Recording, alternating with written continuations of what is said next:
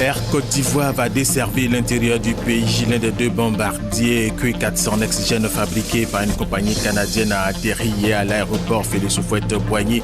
Cet appareil a coûté 11 milliards 500 millions de francs CFA à la Côte d'Ivoire. L'opération de collecte de données quantitatives et qualitatives sur les investissements privés des entreprises créées au guichet unique qui était en préparation va bientôt rentrer dans sa phase active. 9 novembre 1989, 9 novembre 2014, l'Allemagne fête les 25 ans de la chute du mur de Berlin. Des centaines de milliers d'Allemands et de touristes étrangers sont à Berlin pour un week-end de festivités et de commémorations. Mesdames et messieurs, bienvenue et merci de regarder chez RTI 1. Nous émettons à partir d'Abidjan. 9 novembre 1989, 9 novembre 2014, l'Allemagne fête les 25 ans de la chute du mur de Berlin. Des centaines de milliers d'Allemands et de touristes étrangers sont à Berlin pour un week-end de festivités et de commémoration dans la ferveur. Pour le magazine de ce dimanche 9 novembre, notre invitée est la coordonnatrice du compendium de compétences féminines de Côte d'Ivoire, Madame Euphrasie Yao, titulaire de la chaire UNESCO aux femmes et pouvoir de décision. Avec elle, nous allons parler de ce programme qui est chargé de fournir des informations justes, utiles et en temps opportun au président de la République, Alassane Ouattara, pour la prise de certaines décisions concernant le recrutement, la nomination de compétences féminines. Madame Yao, merci d'avoir accepté l'invitation de la rédaction de RTI 1. Et merci. À tout à l'heure, madame. Merci, monsieur. Le président de la République, Alassane Ouattara, était au Nigeria où il a assisté à l'inauguration du premier stade international du BOM, un stade d'une capacité de 30 000 places. Sur ce grand stade omnisport construit à Uyo, dans le sud-est du Nigeria, s'est disputé un match opposant les Super Eagles du Nigeria et les Black Stars du Ghana. Les Nigérians l'ont emporté par 1-0. Viviane Aïmer. Alassane Ouattara, Goodluck Ebele Jonathan, même vision du développement de leurs États respectifs. La visite du chef de l'État ivoirien ce vendredi 7 novembre à Uyo, la capitale de l'État d'Akwa Ibom, pour prendre part à l'inauguration du premier stade international bâti dans cet État, joyau architectural d'une capacité de 30 000 places, en est une parfaite illustration. L'État d'Akwa Ibom, dans le sud-est du Nigeria, qui a pour capitale Uyo, est le 21e État du Nigeria dans l'ordre chronologique. Créé en 1987 par décret du président Ibrahim Babangida, Akwa Ibom fait partie de la riche région pétrolifère du delta du Niger. Mais malgré ses immenses potentialités, Akwa Ibom, tout comme les autres villes de cette grande région du sud-est du Nigeria, a longtemps été délaissé. Le président Goodluck Ebele Jonathan, depuis son accession à la tête de l'État fédéral, a entrepris de corriger cette disparité au plan national.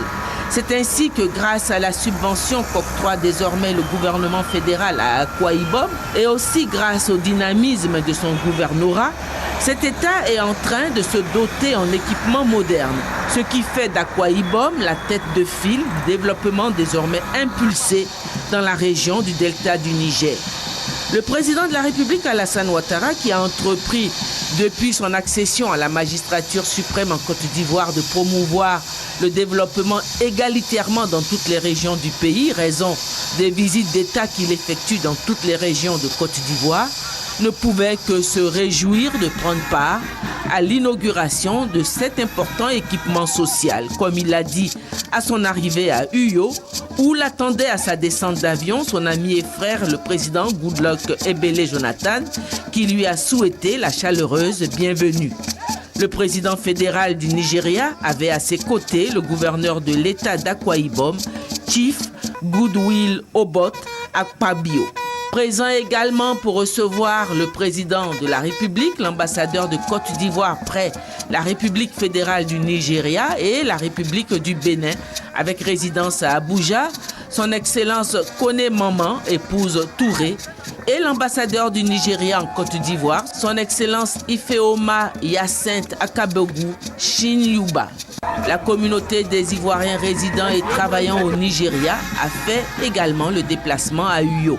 Après quelques heures de repos après son arrivée, c'est habillé en tenue de chef dans la tradition d'Akwa Ibom que le président de la République ainsi que les présidents Goodluck Jonathan, John Dramani Mahama du Ghana et le gouverneur de l'État d'Akwa Ibom se sont rendus au tout nouveau stade international d'Akwa Ibom pour procéder à son inauguration.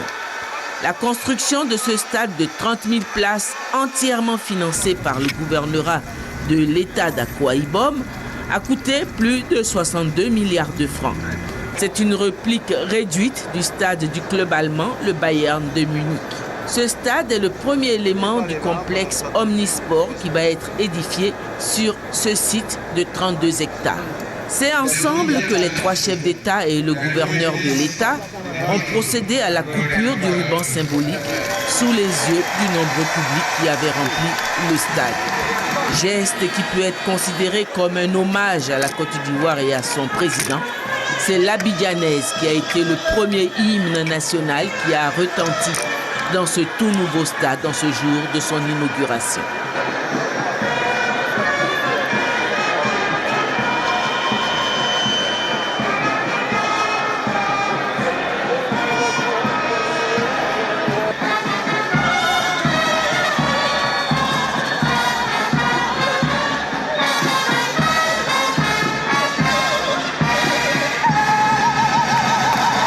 La fête fut belle et riche par sa diversité. Prestations d'artistes, parades. Akwa Ibom a présenté au monde son potentiel artistique, culturel, sportif, sa créativité. Et puis, clou de cette réjouissance, un match amical qui a opposé les Super Eagles à l'équipe nationale du Ghana. Match remporté par l'équipe du Nigeria par 1-0. C'est le président de la République qui a remis la médaille de consolation aux joueurs du Ghana. La cérémonie a pris fin tard dans la soirée. Le président de la République a regagné Abidjan. Le Premier ministre Daniel Kablan-Duncan est rentré de mission hier samedi. Le chef du gouvernement revient de l'Inde où il a séjourné dans le cadre du Forum économique mondial et du sommet économique indien. Il rentre de l'Inde avec de bonnes nouvelles, de très bonnes nouvelles, dont l'accroissement du volume des échanges entre la Côte d'Ivoire et l'Inde, un volume estimé à environ 5 000 milliards de francs CFA. Nous écoutons le chef du gouvernement ivoirien. Nous avons été reçus par Madame le ministre en charge donc des Affaires étrangères et le vice-président en charge de l'Exim Bank. Ce qu'on peut retenir, c'est que Madame le ministre va venir en visite officielle en Côte d'Ivoire dans le cadre du premier trimestre de l'année 2015, que la commission mixte entre l'Inde et la Côte d'Ivoire va se tenir en janvier 2015 à New Delhi. Il y a des financements plus importants. Il n'y a pratiquement pas de plafond, ça dépend des dossiers. Et justement, beaucoup d'hommes d'affaires sont intéressés à faire des opérations en Côte d'Ivoire. Nous avons 8 groupes là qui vont venir entre, disons que fin novembre et le 15 janvier et qui sont intéressés par plusieurs secteurs, notamment le secteur des mines, notamment les manganèses, le secteur de l'agriculture, le dossier de l'anacar qui les intéresse particulièrement, le secteur de l'électricité. Il y a aussi le secteur des TIC. Et je pense en fait qu'il va y avoir un renforcement important de la coopération entre l'Inde et la Côte d'Ivoire. En 2004, les échanges étaient de 9 milliards de francs CFA. En 2012, nous sommes montés à 375 milliards de francs CFA. Il est question de doubler ou de tripler ces échanges là-bas. L'Inde est le premier producteur mondial d'anacar, on est le deuxième. Et on ne transforme que 7,5% de notre anacar localement. Ils vont aider à une plus grande transformation ici. Dans le domaine de l'électricité, ils ont un savoir-faire, notamment donc dans le domaine du solaire et de la biomasse, utilisation donc des déchets végétaux. Il n'y a vraiment pas de secteur dans lesquels ils ne sont pas. Et ils ont un intérêt particulièrement fort pour la Côte d'Ivoire, compte tenu justement de la politique que mène le président de la République pour les réformes Ils ont pris que la Côte d'Ivoire figure 2 années de suite parmi les 10 pays reformateurs dans le monde. Aller à Korogo, à Bouaké, à San Pedro par voie aérienne, les choses se précisent. L'un des 2 bombardiers Q400 Next-Gen fabriqués par une compagnie canadienne a atterri hier à l'aéroport Félix Houphouët-Boigny de Port-Boué. C'est un avion de 67 places que le ministre des Transports Gaoussou Touré et les responsables des Côte d'Ivoire ont réceptionné. Cet appareil a coûté à l'État ivoirien 11,5 milliards de francs CFA. Plus de détails avec Francis Boafo. Rapide, silencieux et éco-énergétique, cet avion appelé bombardier Q400 Next-Gen dispose de 7 fauteuils en classe affaires, 60 en classe économique et des coffres à bagages spacieux. La Côte d'Ivoire vient de s'acheter 2 avions de ce type. Ces appareils font partie des plus avancés au monde sur le plan technologique. Les 2 avions nous ont coûté autour de 45 millions de dollars, disons 23 milliards de francs CFA. Ça veut dire qu'un avion coûte environ 11 milliards et demi. On vient de réaliser un peu le rêve du ministre. Quand nous avons commencé les vols que j'appelais les vols régionaux, nous avions eu à louer les avions. Ça veut dire les 319 que nous avons, c'est des avions que nous avons loués. Pour une fois, nous avons des avions qui nous appartiennent. Les 2 bombardiers sont destinés au réseau domestique de la compagnie Air Côte d'Ivoire. Ils devront permettre aux populations ivoiriennes d'aller à Korogo, Bouaké et San Pedro. C'est un acte très fort au niveau de notre compagnie nationale. Parce que l'objectif que nous avons, c'est vraiment de faire en sorte que Abidjan soit le hub de l'Afrique de l'Ouest. Et on ne peut pas être hub tant qu'on n'a pas une grande compagnie nationale. Bientôt 2 ans que la compagnie Air Côte d'Ivoire a lancé ses activités. Mais les résultats sont encourageants selon des spécialistes du transport aérien. La compagnie dessert 18 capitales africaines avec 13 vols à partir d'Abidjan et 6 vols avec escale et un taux de ponctualité établi à 85%. Et c'était le premier bombardier Q400 Next-Gen, un avion de 67 places qui va bientôt desservir les villes de l'intérieur du pays. Le deuxième bombardier est attendu cet après-midi à l'aéroport Félix Houphouët-Boigny. Sachez aussi que le vol inaugural domestique est prévu le 15 novembre prochain à destination de la capitale de la région du Poro, Korogo. Les billets aller et retour en tarif promotionnel sont compris entre 45 000 et 65 000 francs CFA hors taxe. La première dame de Côte d'Ivoire, Mme Dominique Ouattara, était à l'hôtel Ivoire. Elle y était en tant que marraine de la cérémonie marquant les 20 ans de la carrière du styliste créateur Gilles Touré. Jérôme Kofi Abolin, témoin pour RTI 1. La première dame de Côte d'Ivoire à l'hôtel Ivoire ce samedi comme prévu, telle une fée pour une soirée féerique. Dominique Ouattara avec à ses côtés plusieurs personnalités, notamment le président de l'Assemblée nationale, Guillaume Kibafori Soro. Une soirée de célébration, l'occasion d'une fête à l'actif du styliste créateur de mode, Gilles Touré, pour marquer ses 20 ans de carrière. Il me plaît, à cet instant de mon propos, de partager avec vous toute la symbolique du nombre 20. Dans la vie d'un humain, 20, c'est l'âge de la maturité. L'on sort des années d'adolescence pour embrasser celle de la vie active et réaliste. Féerie, c'est donc une invitation à découvrir un monde angélique, un univers où le beau côtoie la magie créatrice de l'artiste que je suis. Pour qu'il en arrive là, le styliste créateur de mode n'a eu de cesse d'avoir comme caractéristique la disposition, la détermination ainsi que le talent. Toutes choses qui méritent soutien et encouragement. Ce qui n'a pas fait défaut au cours de cette soirée à Gilles Touré pour ses admirateurs, le petit poussé. Gilles, pour nous, symbolise l'incarnation d'une génération au talent hors pair. Celui-là dont les créations à la fois destinées aux hommes et aux femmes s'accommodent si bien à toutes les occasions et événements. C'est d'ailleurs pour toutes ces raisons qu'il est à juste titre présenté comme le petit poussé de la mode. Monsieur Touré, Gilles Roland, styliste.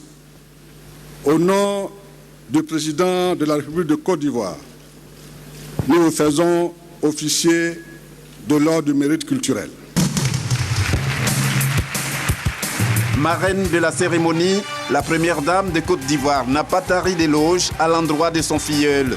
De ses débuts à nos jours, Gilles Touré a toujours fait preuve d'un immense talent et d'un esprit de créativité extraordinaire qui fait la caractéristique des plus grands stylistes.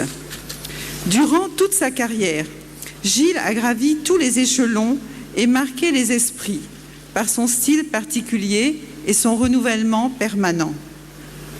Pour ma part, je dois dire que Gilles Touré réalise à mon intention de superbes tenues depuis plusieurs années, comme celle de ce soir par exemple, et j'ai toujours été enchantée de ses créations. Soirée féerique, elle a surtout été marquée par les défilés de mannequins de tout acabit et des prestations d'artistes bien connus. Entre 20h et 0h cette nuit, que de beauté, que de splendeur pour émerveiller la salle bondée de monde.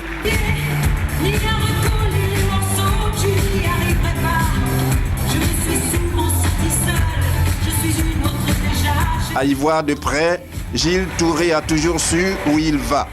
À en juger par les mots qui sont les siens, à savoir prémices, éclosion et rayonnement, figurant sur son magazine Féerie.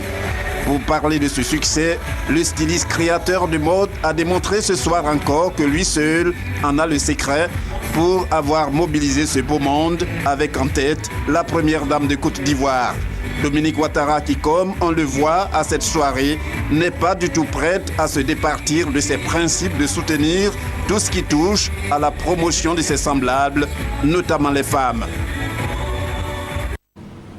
Le reportage de Jérôme Kofi Abolé, nous vous le disions dans nos titres, l'opération de collecte de données quantitatives et qualitatives sur les investissements privés, les entreprises créées au guichet unique qui était en préparation, va rentrer dans sa phase active. Plus de 1200 structures privées seront enquêtées sur une période d'un mois. L'objectif de l'opération est d'assurer la traçabilité des investissements privés et d'assurer le suivi et évaluation des entreprises créées au guichet unique. Guiroger Nguesson, Serge Gongomer. C'est une enquête qui va combler le déficit des données statistiques sur le secteur privé en Côte d'Ivoire. L'étude va permettre d'assurer la traçabilité des investissements privés ainsi que leurs impacts socio-économiques. Il permettra également d'assurer le suivi et évaluation des entreprises créées au guichet unique du CEPICI. Cette collecte de données qualitatives et quantitatives aidera le gouvernement à orienter sa politique de développement des entreprises privées. Le gouvernement a pour objectif de faire contribuer le secteur privé à hauteur de 60% dans le plan national de développement. Donc c'est un choix qui a été fait par le gouvernement. Et c'est pour ça que le gouvernement s'impose de pouvoir créer un environnement des affaires favorable à ce secteur privé, de pouvoir mettre en place des mesures d'incitation, des politiques qui permettent de pouvoir développer le secteur privé.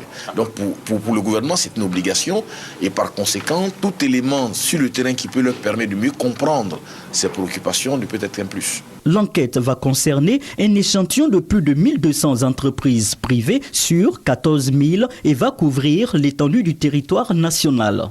Le comité de pilotage de cette enquête souhaite la collaboration des entreprises sélectionnées pour garantir la réussite de l'opération. Le ministre des Postes et des Technologies de l'Information et de la Communication, Bruno Nabagné-Koné, a procédé à l'ouverture officielle du laboratoire de formation en fibre. Une salle entièrement équipée de matériel de technologie de pointe qui permettra de former les étudiants et professionnels des technologies de l'information et de la communication. Konaté Moussa, Franck Dio. La fibre optique. Une technologie pour mieux transmettre l'information sur les réseaux informatiques. Une technique qui exige une formation de pointe. Et justement, un laboratoire pour la formation et la certification vient d'être créé à l'École supérieure africaine des technologies de l'information et de la communication. Il est question, dans la perspective du déploiement de la fibre optique en Côte d'Ivoire, de former des jeunes techniciens et cadres pour pouvoir assurer la maintenance lorsque les grandes entreprises qui mettent en place ce réseau de câbles de fibre optique là seront partis. Des modules de formation conformes aux normes internationales. Le laboratoire est conçu avec l'appui de l'ambassade du Canada en Côte d'Ivoire.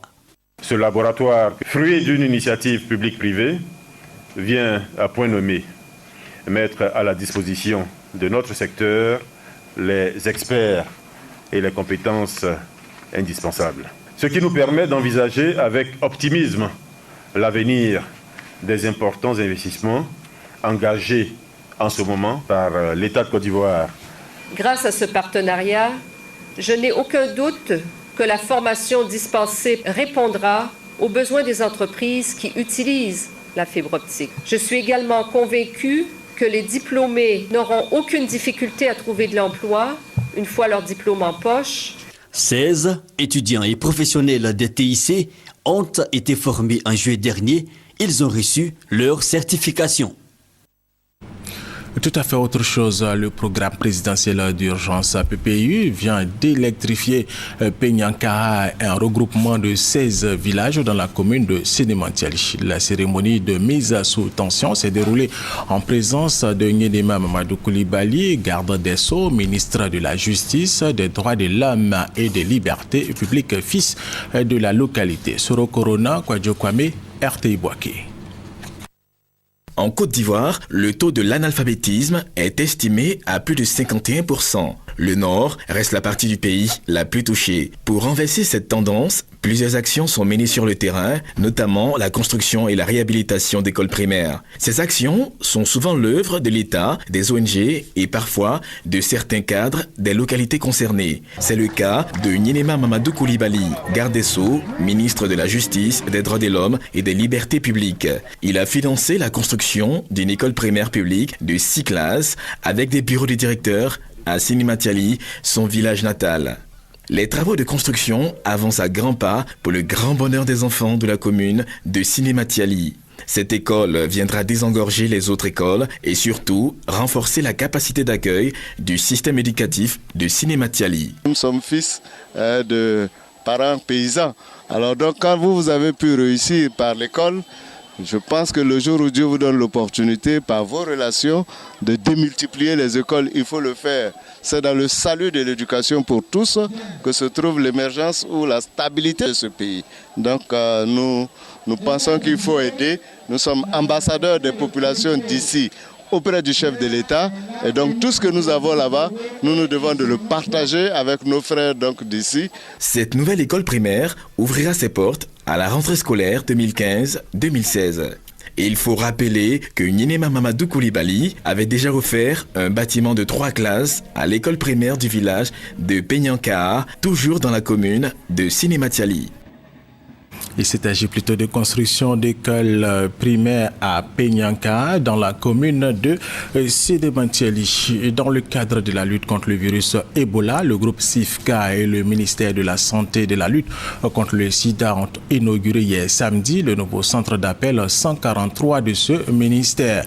Ce centre d'appel permettra au ministère de la Santé d'être plus efficace dans la sensibilisation continue contre le virus Ebola en Côte d'Ivoire. Au GAP, Léon Broukwame. Créé en 2011 pour gérer les appels relatifs à la gratuité des soins, le centre d'appel 143 est désormais situé au sein de l'Institut national de santé publique, INSP, à Adjamé. Il est doté d'une salle d'écoute, une salle de garde, 12 téléphones, 6 box et des accessoires de bureau pour un financement de 16 millions de francs CFA de l'État. Ce renforcement de capacité pour permettre au centre d'appel 143 de répondre au mieux à sa nouvelle mission, centre des appels dans le cadre de la lutte contre Ebola. Nous nous sommes rendus compte que les appels devenaient de plus en plus importants et que les populations elles-mêmes n'arrivaient pas à joindre notre centre d'appel parce que nous n'avions en son temps que 8 lignes et nous avions franchement pratiquement 6 opérateurs. Nous avons réfléchi et nous sommes dit comment est-ce qu'on pourrait faire afin d'étendre un peu ce centre d'appel aux réponses inhérentes donc à la maladie à virus Ebola. Nous sommes passés aujourd'hui à 24 téléopérateurs et nous avons aujourd'hui 30 lignes. ce qui va permettre à la population de pouvoir nous joindre plus facilement. Le nouveau centre d'appel 143 a aussi vocation de centre de prise en charge d'éventuels cas d'Ebola. C'est dans ce cadre que le groupe SIFCA lui a offert 20 thermomètres d'une valeur de 4 millions de francs CFA à l'occasion de son inauguration. La 3e édition du Festival des Arts Sacrés des Savanes FASA a été lancée à Korogo par le ministre de la Culture et de la Francophonie, Maurice Kwaku Banama. Le FASA vise à répertorier le patrimoine culturel matériel et immatériel du pays sénoufo en vue de le pérenniser et le sauvegarder. Le Festival des Arts Sacrés des Savanes, FASA, pour sa 3e édition, a été lancé par le ministre de la Culture et de la Francophonie à Korogo. La place de l'Indépendance a été le lieu de convergence du riche patrimoine culturel sénoufo. Le FASA, depuis sa création, a pour mission de répertorier le patrimoine culturel matériel et immatériel sénoufo afin de le valoriser et de le sauvegarder. La mairie de Korogo et le commissaire général du FASA se sont réjouis de la régularité de ce festival qui gagne en maturité et en notoriété au fil des ans. Le ministre de la Culture et de la Francophonie s'est félicité de l'intérêt que le peuple sénoufo accorde à ce festival. Bandaman Kwaku Maurice a exhorté les cadres de la région du Poro à s'investir dans la réussite du FASA afin de lui donner un caractère international. Les arts sacrés des savanes sont des hauts lieux d'édification de l'homme, où l'homme et la femme sont formés à la morale, aux valeurs de fraternité, de justice, d'intégrité, d'amour, de travail. L'art sacré est pour nous notre socle, où nous devons puiser notre force pour construire la Côte d'Ivoire de demain, la Côte d'Ivoire de l'émergence. Le ministre Bandaman Maurice a annoncé la création des centres artisanaux et des festivals dans chaque département du pays sénoufo. Danse traditionnelle, originaire du Poro et du Tchologo, expositions, visites des sites touristiques et sacrés et concerts ont meublé la 3e édition du Festival des Arts Sacrés des Savanes.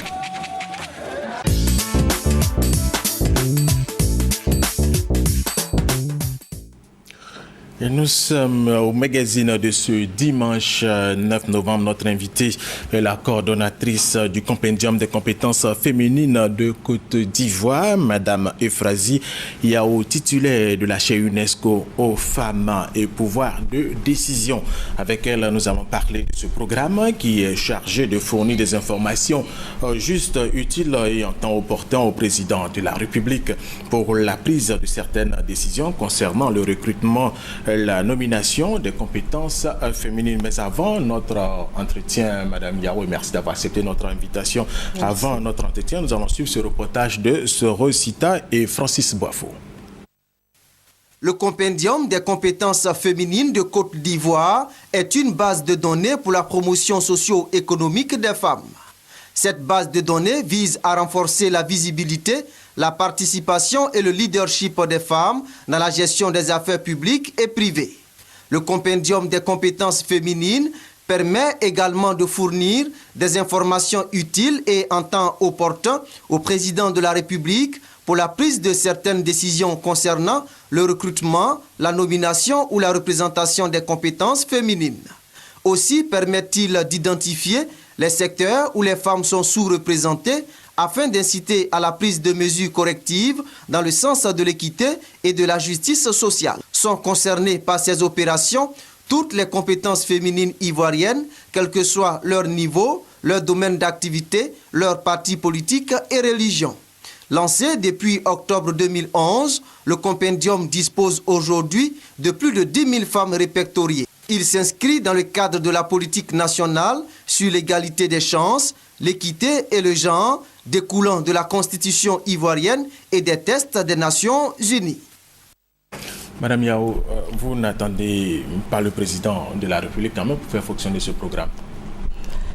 Non, nous n'attendons pas forcément le président de la République pour travailler parce que, comme vous le savez, entre la volonté politique affichée par le président, qui souhaite avoir des femmes à des postes de prise de décision ou la participation des femmes, et les femmes elles-mêmes qui attendent d'être nommées, d'être recrutées, de participer simplement au développement, il y a un gap.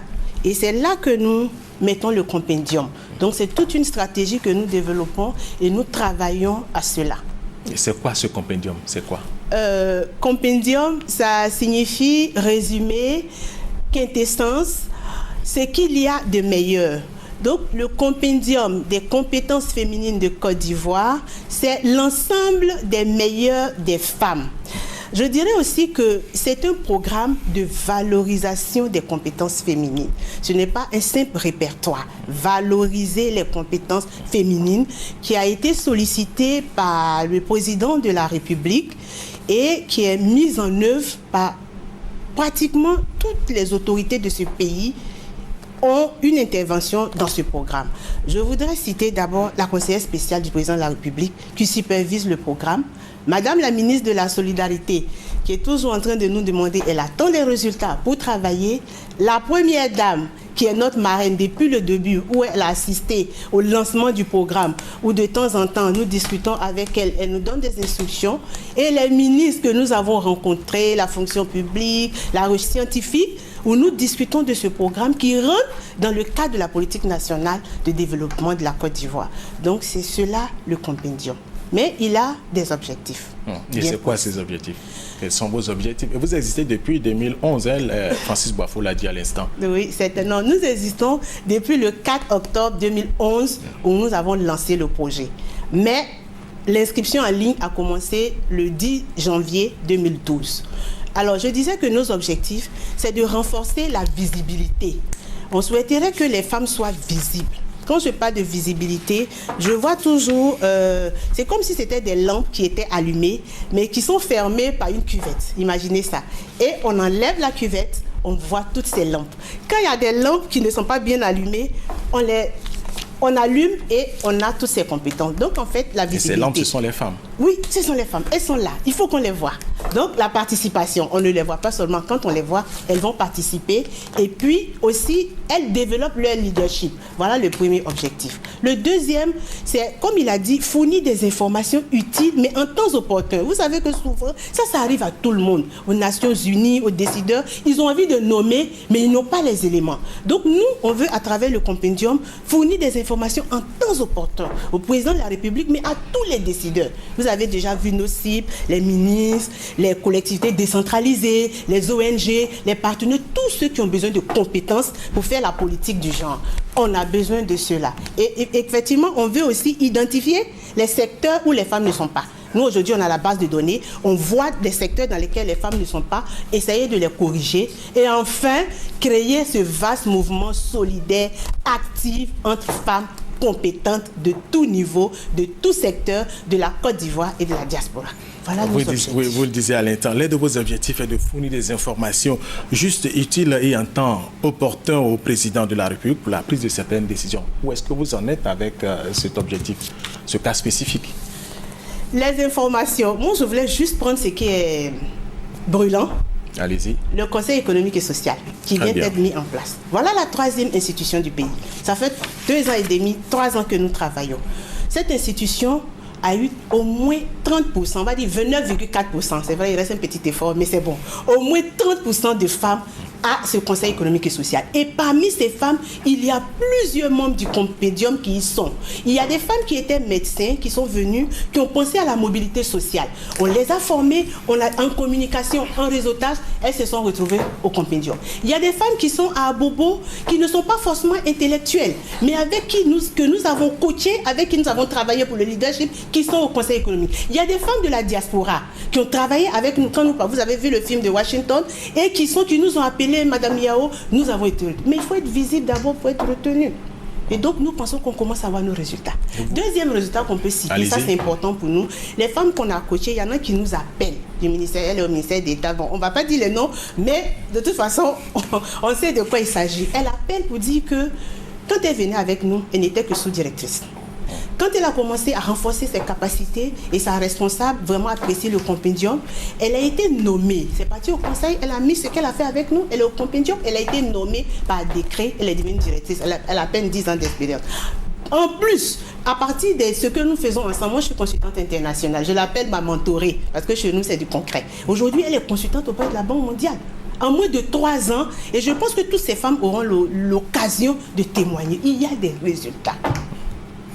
Alors, vous disiez à l'instant, il n'y a pas que les femmes qui vivent en Côte d'Ivoire. Vous avez parlé également de la diaspora. Oui. Est-ce que vous avez pu contacter l'ensemble de ces femmes qui travaillent à l'international, qui vivent hors de la Côte d'Ivoire? Oui. En fait, ça s'est passé dans la méthodologie que nous avons utilisée. Quand le président nous a confié la mission, on s'est dit, il veut voir toutes les femmes compétentes de Côte d'Ivoire. Donc, la seule manière de respecter la question de bonne gouvernance qu'il voudrait, c'est d'ouvrir un site web, comme ça toutes les femmes du monde entier, mais ivoiriennes, auront accès à ce site. C'est de mettre en ligne une fiche d'inscription en ligne pour qu'on ait toutes les informations que nous voulons. Et c'est de faire beaucoup de communication, de publicité à la presse, que nous déplacer pour aller aux États-Unis, au Mexique et en France, partout pour que toutes les femmes ivoiriennes soient concernées. Et je vous assure que les femmes de la diaspora ont beaucoup de projets pour leurs femmes d'ici. C'est tout cela que nous allons dérouler. Et je dis toujours, tant qu'il y aura des inégalités sociales, politiques, économiques, culturelle entre les hommes et les femmes de Côte d'Ivoire, tant que nous aurons le soutien du gouvernement à travers la ministre, du président de la République, tout ce que j'ai cité, nous allons continuer à réduire ces inégalités. Et Madame Yao, vous avez un annuaire. Comment est-ce que vous l'avez mis en place et quelles sont les spécificités dans cet annuaire? Vous savez qu'au départ, le premier produit que le président a demandé, c'était d'avoir un annuaire des compétences féminines. Donc, à partir de la base de données, vous avez dit déjà, on a 10 000 femmes. Nous avons extrait des données de la base pour pouvoir sortir cet annuaire que vous avez. Mais je voudrais signaler que nous avons mis suffisamment de temps pour que ce travail soit fait de façon scientifique, sans discrimination, avec beaucoup d'objectivité. Je donne un exemple. Allez-y. Dans la base de données, tout le monde s'inscrit. Je peux m'inscrire pour dire je suis dans une société SS. Je m'appelle Yao Konan. Mais dans l'annuaire, avant de mettre votre nom dans l'annuaire, il faut qu'on vérifie. Est-ce que la société SS existe? Est-ce que vous-même vous existez? Est-ce que vous avez la fonction que vous avez déclarée? Est-ce que vous avez le diplôme que vous avez déclaré? Dans la base, c'est fermé, on ne voit pas. Mais dans l'annuaire, c'est tout ce travail que nous avons fait. Imaginez-vous les femmes de la diaspora. Il fallait écrire aux ambassadeurs pour leur demander de se renseigner sur ces femmes parce qu'on ne peut pas donner un travail qui n'est pas compétents, entre guillemets, parce que ce sont des femmes compétentes qui travaillent sur le dossier. Et nous avons vraiment insisté pour que la question de confidentialité dans l'annuaire, la question de certification de nos données soit vraiment notre souci. Et c'est comme ça qu'on a l'annuaire. L'annuaire, vous le voyez, il y a plusieurs éléments qu'on trouve dedans. Il y a les secteurs d'activité des femmes. Il y en a 1003. 1003, pas parce qu'il n'y a pas beaucoup de femmes cadres de haut niveau. 1003 parce que selon la démarche que nous avons adoptée, la démarche qualité, il a fallu éliminer beaucoup de femmes. Simplement, quelquefois, elles n'ont pas fini de remplir. Elles sont cadres, elles sont compétentes, elles sont DG, on les voit, mais elles n'ont pas fini de remplir. Donc, on ne les met pas dans l'annuaire. Alors, Madame Yao, nous allons être un peu plus concrets ici. Nous avons Madame Ruth Yao Aou Noélie. Elle est enseignante-chercheur à l'université. Alors, que gagne cette dame qui est dans votre annuaire? La première des choses, c'est la visibilité. Monsieur Assa, je vous ai dit, là, vous avez cité ton nom, moi, je ne savais même pas qu'elle était dans l'annuaire. Il faut qu'elle soit visible. Donc, elle gagne la visibilité, elle gagne à appartenir à un réseau de femmes. Comme je dis, il y a des femmes compétentes, des femmes dynamiques qui n'attendent que donner. Elle gagne à appartenir à ce réseau, elle gagne à être connue dans tout le monde entier. Parce qu'il n'y a pas que l'annuaire, il y a le CD-ROM interactif que nous allons distribuer partout. Et elle va saisir son opportunité, elle va saisir sa chance. Il y a des femmes DGA que j'ai rencontrées la dernière fois. Je leur demande, mesdames, vous êtes compétentes, je suis venue à votre graduation. Est-ce que vous êtes au compendium? Elles me disent oui. Mais moi, je ne savais même pas parce que la base est tellement confidentielle. Alors, comment est-ce qu'on vient au compendium? C'est gratuit. Parce qu'il y a beaucoup de femmes qui nous demandent, c'est tellement beau qu'on paye comme on ne paye rien. C'est gratuit. On vient seulement sur le site www.compétences avec S féminine avec s.gouv comme gouvernement gouv.ci. Et puis quand vous rentrez sur le site, on met inscrivez-vous. Vous vous inscrivez, on va vous demander votre identité, nom, les professionnels, les diplômes que vous avez eus, et c'est à partir de là qu'on ressort l'annuaire. C'est simple. Vous nous donnez des contacts, vous nous dites même si vous parlez plusieurs langues. On a eu des demandes de femmes qui parlent le chinois pour être expertes consultantes en Chine. Donc on a besoin de toutes ces compétences. Alors, très bien. Alors vous avez besoin de toutes ces compétences, elles sont inscrites. Alors comment est-ce que vous les suivez? Monsieur Assa, une chose est de s'inscrire, mais il y a le suivi. Oui, il y a le suivi. Justement, c'est ça qui fait la particularité du compendium. Je vous disais au début que ce n'est pas un simple répertoire de compétences. L'idée de valorisation, qu'est-ce qu'on fait? Quand les femmes s'inscrivent, au départ, on était 2, 3, voilà, avec Madame Peumont, quand on nous a confié le dossier. La première des choses, c'était de former 20 femmes cadres de haut niveau en réseautage, en communication, pour qu'elles puissent nous accompagner dans notre vision. Parce que c'est aussi une vision, c'est un label. Et ensuite, nous avons commencé à former les femmes par groupe pour que le réseau s'agrandisse. On fait des forums où on partage l'expérience. Il y a un forum qu'on a appelé « Récolter pour rebondir ». J'ai mon expérience, tu as ton expérience. J'ai ma valeur, tu as ta valeur. Comment est-ce qu'on concile les deux? On fait des forums. On lance aussi des appels à candidature. Les femmes viennent, on les forme, on dit, bon, tu veux te spécialiser en quoi? Je vous assure qu'il y a des femmes cadres de haut niveau en Côte d'Ivoire qui nous ont appelés. Madame Yao, nous voulons venir au compendium. J'ai dit, mais vous avez tout ça. Elle dit, non, je veux me former en communication et pouvoir aller de l'avant, parce qu'il faut toujours aller de l'avant. Madame Yao, merci d'avoir accepté notre invitation. C'est la fin de ce magazine de ce dimanche. C'est également la fin de cette édition. Mesdames et messieurs, merci de nous avoir suivis. L'information continue sur RTI 1. Merci.